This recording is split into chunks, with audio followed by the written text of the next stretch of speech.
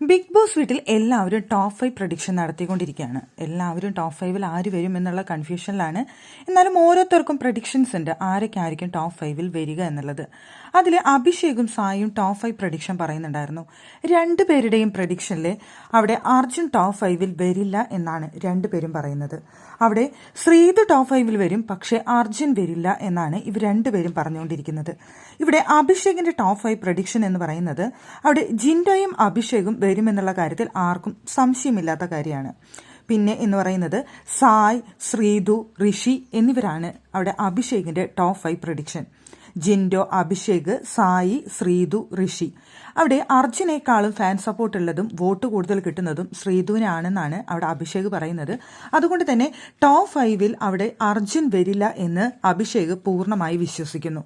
എന്നാൽ സായിയുടെ top prediction എന്ന് പറയുന്നത് ജിൻഡോ, അഭിഷേക്. അത് പിന്നെ എന്തായാലും മാറ്റമില്ലല്ലോ. പിന്നെ സിജോയും ശ്രീതും. അഞ്ചാമതായിട്ട് സായിയുടെ പേര് തന്നെയാണ് പറയുന്നത്. ഇനി എങ്ങാനും സായി ടോപ്പ് 5-ൽ വന്നില്ലെങ്കിൽ അതിന് പകരം ചിലപ്പോൾ അർജുൻ ടോപ്പ് 5-ലേക്ക് വരാൻ ചാൻസ് ഉണ്ട് എന്നാണ് അവിടെ സായി പറയുന്നത്. സായി അല്ലെങ്കിൽ അർജുൻ എന്നാണ് അവിടെ സായി തന്നെ ടോപ്പ് 5 പ്രഡിക്ഷനിൽ പറയുന്നത്. ജിൻഡോ, അഭിഷേക്, സിജോ, ശ്രീതു, സായി അല്ലെങ്കിൽ അർജുൻ.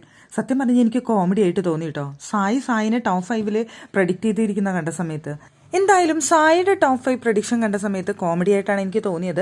സായി വിശ്വസിക്കുന്നത് സായി വലിയ സംഭവമാണ്, ടോപ്പ് 5-ലൊക്കെ എത്തും, ടോപ്പ് 2-ലൊക്കെ എത്തുമെന്ന് വേണമെങ്കിൽ സായി കരുതുന്നുണ്ടാവുന്ന എനിക്ക് തോന്നുന്നത്.